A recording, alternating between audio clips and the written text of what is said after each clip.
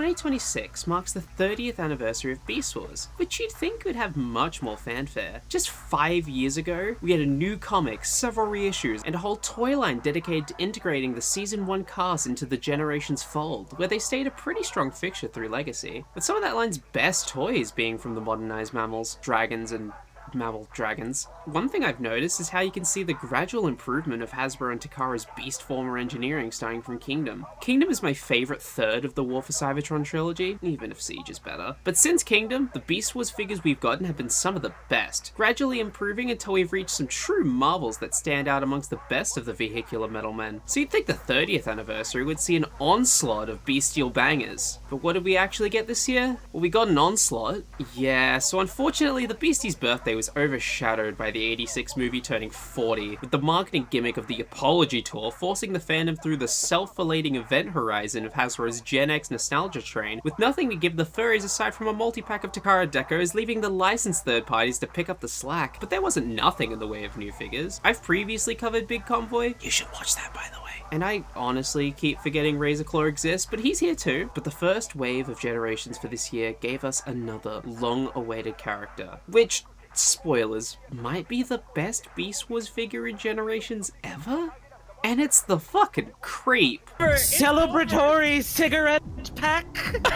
Oh, so fuck, that feels good! Fuck! I am the fucking Creep. In fairness to all the other beasts looking up to the podium, this is one of the best beast modes of all time by default. A scorpion with a snake tail? In these colors? Sorry, Night Prowler, this is Coughing Bomb versus Hydrogen Baby.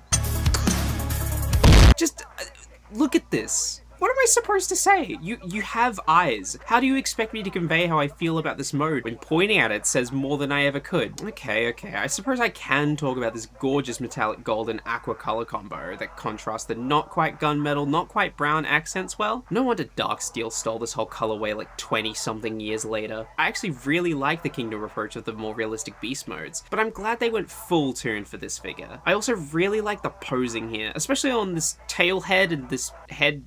You can get the tail doing some really crazy stuff. Oh look! A Blast Effect compatible opening jaw! It's always a good day when Hasbro remembers Blast Effects. The legs, by contrast, aren't individually articulated, and honestly, I'm glad. Black Arachnia, Scorponok, and Tarantulas' spider legs fall off constantly, and are just generally not worth the squeeze most of the time, so I'm glad they decided to focus on overall solidity here. Speaking of, this keeps the trend of all the 2026 releases I've messed with being nice and solid. Tolerances are all great, no notes? What stuns me about Quickstrike is how perfectly simple it is. The transformation gets every part to the place it needs to be with the fewest steps. The specific joints the arms are on to make them go where they need to is really cool. This is perfect. Just, no, nothing. I know we throw around the micro masterpiece title, oh, it's just like he jumped out of the cartoon, but like, this is literally just Quickstrike. I have nothing to say. The colors, still perfect. Every detail on the show model is present. The posing is still... Fucking bit me. The posing is still great, absolutely mogging Transmetal 2 Megatron's head arm. This Scorpion Man can grapple like every Scorpion Man should. Yeah, Scorponok, you see that? Why can't you do that?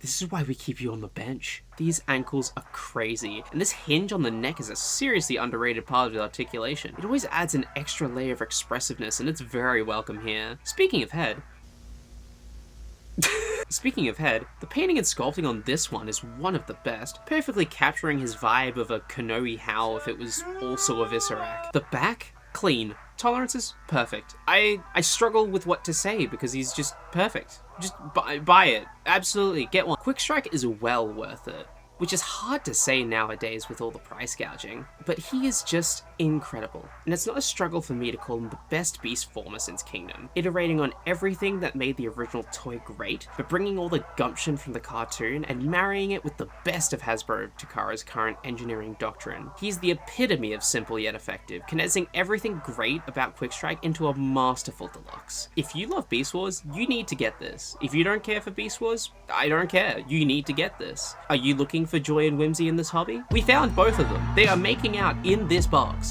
This is their son. Love him.